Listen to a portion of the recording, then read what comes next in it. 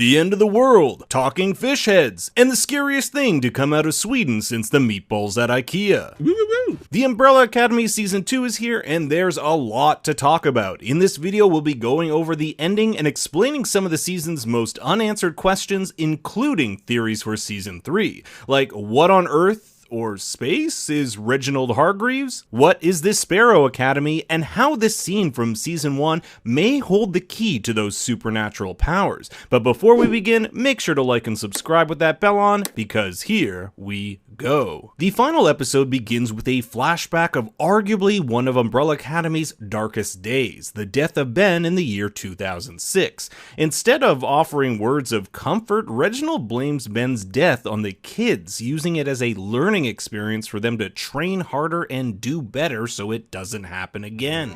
Despite years of training and weeks of preparation, you allowed number 6 to die on this mission. I don't think he'll be winning Father of the Year anytime soon. Klaus, who has the ability to communicate with the dead, uses his power to make Ben reappear, convincing him to stay with him in the land of the living instead of walking toward the light into what is conceivably heaven. Klaus has long held himself responsible for Ben staying instead of going off to the next life, but as we learn in the previous episode when Ben whispers something into Vanya's ear, it wasn't Klaus who made Ben stay. Ben was just scared of going toward the light, something he overcomes when he literally goes toward the light to save Vanya and ascends to the afterlife in the process. But don't count Ben out, or any other dead characters for that matter, as we see in the final scene the opening of alternate timelines could mean the return of characters like the Handler or Hazel, but we'll get into that in a bit. Back in present day, 1963, the Umbrella Academy is on the run after authorities believe they're involved with the assassination of John F. Kennedy. Most of the season has revolved around this particular incident. When Diego gains access to the infinite switchboard, he finds out that in this timeline,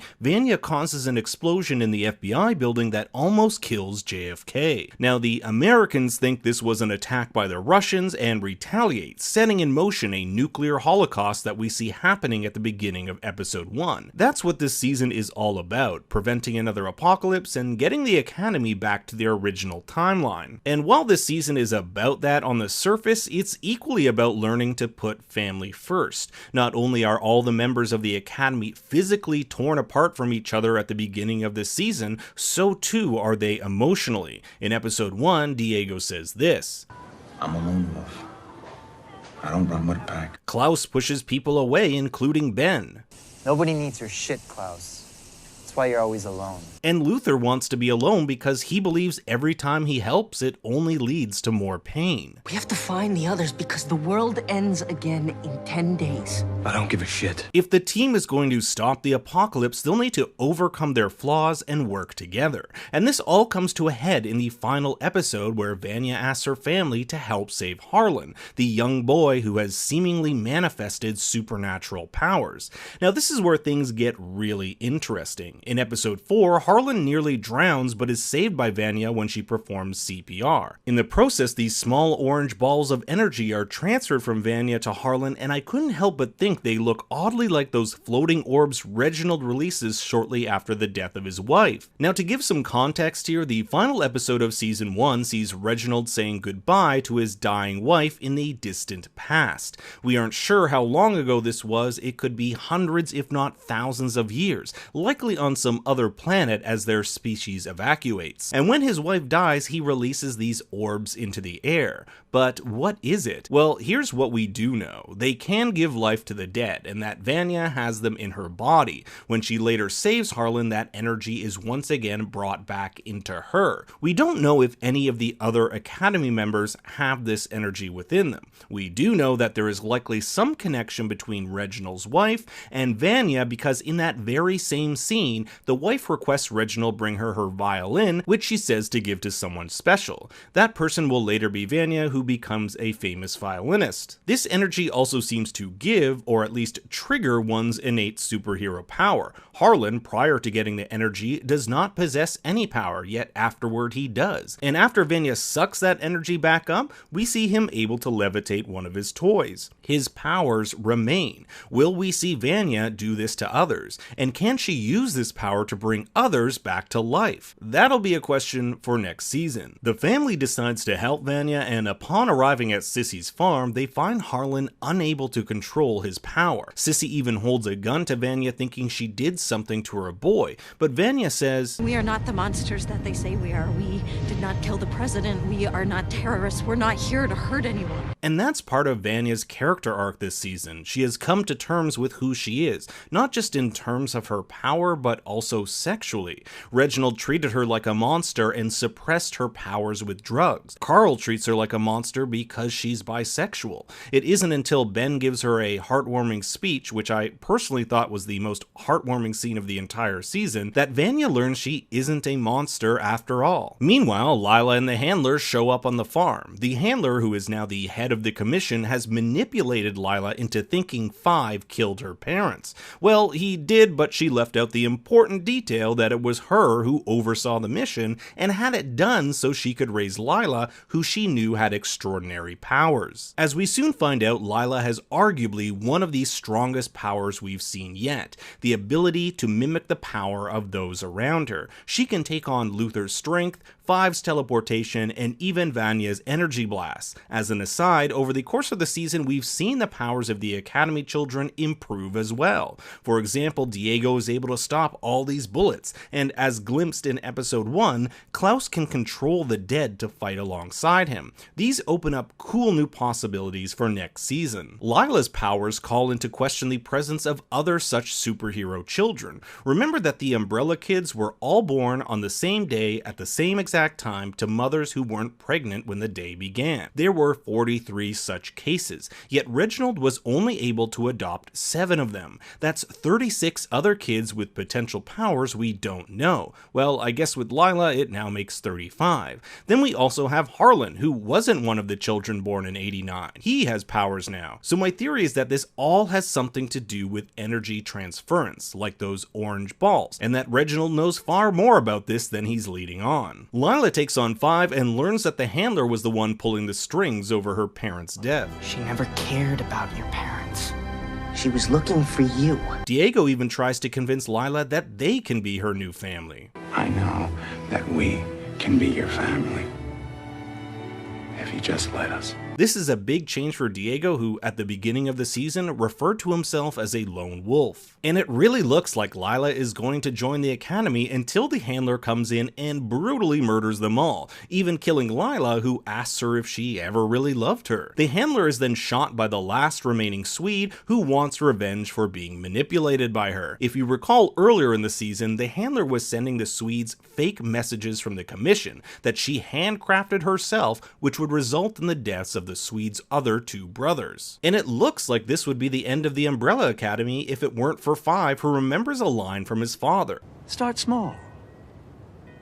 Seconds, not decades. Five is able to go back in time right before the handler shoots them all, causing a chain of events that leads to Lila escaping using the briefcase and the handler being shot by the Swede. 2 interesting things here. 1, the Swede doesn't kill any of the Academy, and this likely has to do with the Swedish saying öga för öga, or eye for an eye. He got his revenge on the person who orchestrated the deaths of his brothers. He got his eye for an eye. It's also pretty funny that he ends up hitching a ride with Klaus's cult, Destiny's Children, named after Destiny's Child. Number 2 is Lila. I can pretty much guarantee this won't be the last we see of her, as she'll likely be in that same alternate timeline the Academy ends up at the end of the season. Plus, her powers have way too much story potential, especially if we start encountering new, more powerful heroes. Herb sees all these dead bodies, and I can't help but think that's going to be one hell of a cleanup. He's the new acting chairperson of the commission until a new board of directors is elected. So this looks like there will be a much more amicable relationship between the commission and the Umbrella Academy going into the future. Speaking of the future, Sissy tells Vanya that she and Harlan won't go with her to 2019, and that's because Vanya can't promise Harlan a normal life or that he'll even be safe. Who knows what dangers the future will hold, who will come after Vanya, and Sissy can't have that around her child. Even Allison says goodbye to her husband, Ray, which I thought was the weakest of the goodbyes. She basically says she doesn't belong in 1963 in a letter over and just bounces. Poor Ray. Klaus learns to let go of Dave, who in this timeline he'll never fall in love with in Vietnam, and here we see Jack Ruby, Luther's boss at the club, pick up a gun, presumably to shoot Lee Harvey Oswald, the man who shot JFK, who he actually killed in real life. The Umbrella Academy ends the season just as they ended season 1, going through time together. They arrive on April 2nd, 2019, the day after the original apocalypse back at the Academy, but they soon discover things aren't what they seem. Reginald is alive and well, even remembering them from the 60s. A photo of Ben is on the mantelpiece instead of 5, and the Academy is no longer the Umbrella Academy, rather the Sparrow Academy. It seems their foray into time travel has completely changed the timeline. But this final scene gives us valuable clues as to what we can expect from season 3. Having Reginald back in the picture opens up massive potential for learning more about his alien origin and how that origin relates to the Academy's powers. There's also the question of other aliens. If Reginald made it to Earth, is it not possible there are others? And the fact 56 years have passed since the events of 1963 mean we could see old characters pop up, including Ray, Sissy, but more likely Harlan. In fact, Vanya's connection to Harlan almost undoubtedly means he'll make a return, but the question is, will he be in his 70s if they meet again, since Harlan would have grown up and the year is now 2019. Another huge factor is 5, now having a better hold on his ability to travel back in time. He did it at the end of the season, will he do it again, and in what capacity? Then there's the whole question of old 5 who traveled back to the original timeline, but as far as we know, likely did not turn into a boy since 5 told him the error in his original time travel calculations. This old 5 also has the knowledge that Vanya is the bomb that starts the apocalypse, and that eyeball thing is a total red herring. Yeah. That's a waste of time, trust me. Then there's the Sparrow Academy itself. It's comprised of 7 individuals just like the Umbrella Academy, however there are some key differences worth noting. Other than the obvious Sparrow emblem rather than an umbrella, the Sparrow Academy has 7 different members with the exception of Ben. Remember that Reginald in this timeline got to meet and dislike pretty much all the members of the Umbrella Academy in the 60s, so it stands to reason that he chose 7 different children than them to raise. He also never met Ben since he was a ghost, so that explains why he was chosen. These members also have different abilities. For example, one can turn into a murder of crows, and another can pass on self-inflicted pain onto others. There's also this floating green cube, which I'm guessing is like this Academy's version of Ben, but instead of being a ghost, it's some sort of consciousness put into it. If these Sparrow Academy members are indeed different characters altogether, that could potentially mean that there are doppelgangers of the Umbrella Academy who were never raised by Reginald still out there in the world. I could definitely see a scenario where those characters become the villains next season, and it's up to the 2 academies to join forces to take them on. And it would be kind of fun to see them take on alternate versions of themselves and see how those versions would have grown up had they not been taken in by Reginald. In the comics, the Sparrow Academy reveal themselves to the Umbrella Academy and save them from a group of supervillains. With the first 2 seasons revolving around stopping the apocalypse, I think heading into a new direction where they have a new external threat is a welcome change. Next season, it looks like things are really going to shake up for the Umbrella Academy, who are now at odds with the Sparrows, and a new yet to be introduced antagonist. Hopefully the show will be renewed, but as of yet there's no word, but hopefully there will be soon, because we all want to know if Pogo will still be alive in this new timeline. Thanks for watching, everyone. What did you think of the latest season? I want to hear your comments below.